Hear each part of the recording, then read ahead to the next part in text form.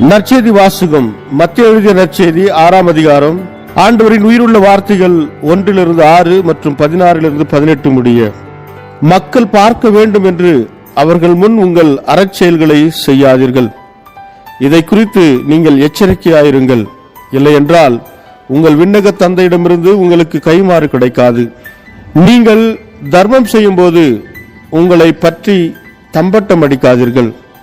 வெளிவேடக்காரர் மக்கள் புகழ வேண்டும் என்று தொழுகை கூடங்களிலும் சந்துகளிலும் என்று அவ்வாறு செய்வர்.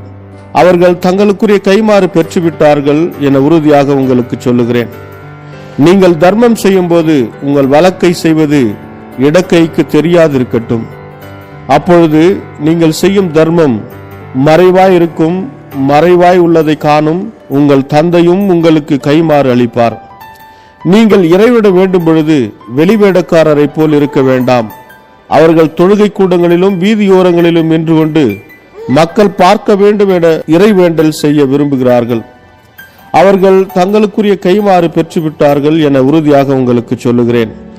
ஆனால் நீங்கள் இறைவிட வேண்டும் பொழுது உங்கள் உள்ளறைக்கு சென்று கதவை அடைத்துக் கொண்டு மறைவாய் உள்ள உங்கள் தந்தையை நோக்கி வேண்டுங்கள். மறைவாய் உள்ளதை காணும் உங்கள் தந்தையும் உங்களுக்கு கைமாறு அளிப்பார். மேலும் நீங்கள் நோன்பு இருக்கும் போது வெளிவேடக்காரரை போல முகவாட்டமாயிருக்க வேண்டாம். தாங்கள் நோன்பு இருப்பதை மக்கள் பார்க்க வேண்டும் என்றே அவர்கள் தங்கள் முகங்களை விகாரப்படுத்திக் கொள்கிறார்கள். அவர்கள் தங்களுக்குரிய கைமாறு பெற்றுவிட்டார்கள் என உறுதியாக உங்களுக்கு சொல்லுகிறேன்.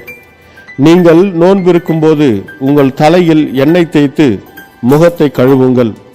அப்பொழுது நீங்கள் நோன்பு இருப்பது மனிதருக்கு தெரியாது, மாறாக மறைவாய் இருக்கிற உங்கள் தந்தைக்கு மட்டும் தெரியும்.